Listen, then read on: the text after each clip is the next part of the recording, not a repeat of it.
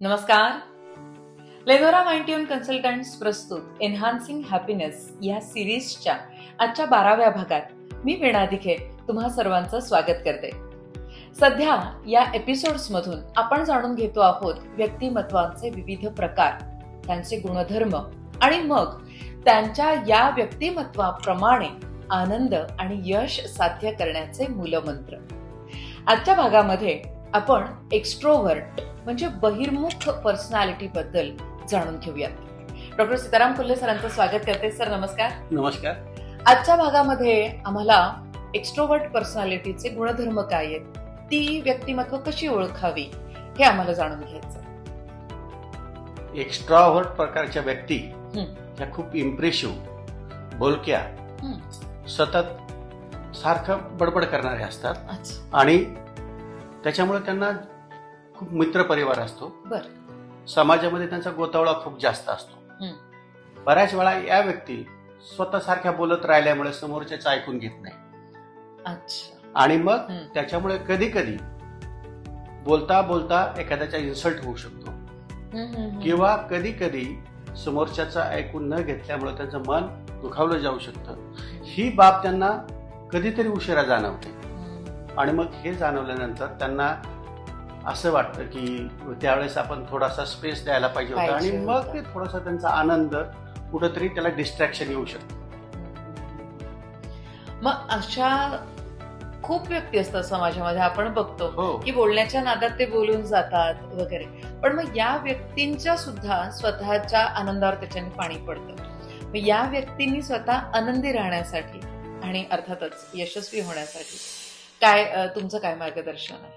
आपण हे पाहिलं असेल मॅडम की कुठल्याही यशस्वी व्यक्तीसाठी कुठंतरी एखादं आयडॉल असतो, कुठंतरी ट्रिगर असतो आणि मग ह्या व्यक्ती सतत स्वतः बडबड करत राहिल्यामुळे, दुसऱ्याचं ऐकल्यामुळे त्यांना नेमकं आपल्याला यश मिळण्यासाठी, आणि यशाचा एक मूलमंत्र आहे का ऐकून घेणं आणि समजून घेणं, हा सुद्धा यशाचा एक पार्ट आहे. त्यामुळे अशा व्यक्तींनी थोडंसं इतरांचं ऐकून घेतलं पाहिजे, त्याच्यावर थोडा विचार केला पाहिजे आणि त्याप्रमाणे मार्गक्रमण केलं पाहिजे, म्हणजे त्यांना यश मिळेल. आणि थोडा हा पाठ त्यांनी सांभाळला तर पर्यायाने दुसऱ्याचं थोडंफार आपण ऐकून घेतलं तर त्याला देखील समाधान मिळेल. बोलता बोलता कधी कधी चुकून आपला शब्द, कारण शब्द हे हत्यार आहे, बरोबर आहे, आणि मग कुणाचा इन्सल्ट होणार नाही आणि पर्यायाने मग तुम्हाला यश, आनंद हे सर्वच अशा व्यक्तिमत्वाला देखील मिळतं. आणि त्याला काही टेक्निक्स पण आहेत की आपण समजा व्यक्तिमत्व हे आपलं जन्मजात आहे, मग या व्यक्तिमत्वाला थोडंफार सेफ देण्यासाठी आपण मेडिटेशन टेक्निक, काही सायकोथेरपी मधल्या काही थेरपी, जसं सीबीटी थेरपी आहे, या थेरपी जर आपण एक्सपर्ट कडून शिकून घेतल्या तर मग आपलं व्यक्तिमत्व जसं आहे तसं जरी राहिलं तरी पण याच्यातून आपण एक कंपाऊंड इफेक्ट येऊन आपलं परिपूर्ण व्यक्तिमत्व होऊन आपल्याला मग जीवनामध्ये यश, आनंद ह्या सर्व गोष्टी मिळतील आणि समाजामध्ये चांगली गुड बिहेवियरची व्यक्ती म्हणून आपण नावारूपाला येऊ शकतो. मला वाटतं सर, म्हणजे ऐकणाऱ्या मंडळींना जर स्वतःचं व्यक्तिमत्व याच्यातून तर कळेलच, पण मला असं वाटतं आपल्या अवतीभोवतीच्या व्यक्तिमत्वांचे गुणधर्म पण लक्षात येतील.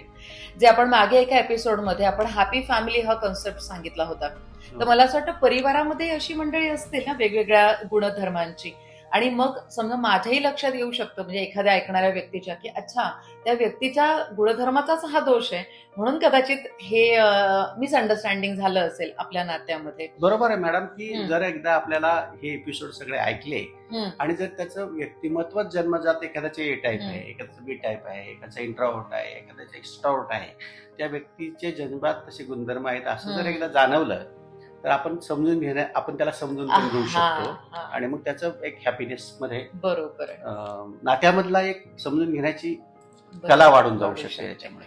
आणि एकंदरीतच आपला गोल हाच आहे, हो की नाही, एन्हान्सिंग हॅपीनेस. मग तो प्रत्येक व्यक्तीचा आणि प्रत्येक कुटुंबाचा, पर्यायानं समुदायाचा, समाजाचा.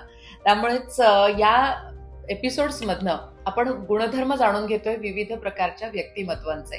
आज एक्स्ट्रोवर्ट, बहिर्मुख पर्सनॅलिटी बद्दल, व्यक्तिमत्वाबद्दल कोल्हे सरांनी आपल्याला छान मार्गदर्शन केलेलं आहे. इंट्रोव्हर्ट पर्सनॅलिटी कशी असते जाणून घ्यायचं आहे ना, यासाठी पुढचा एपिसोड बघणार आहात आपण. तर आज पुरता आपण इथेच थांबूया. नमस्कार. नमस्कार.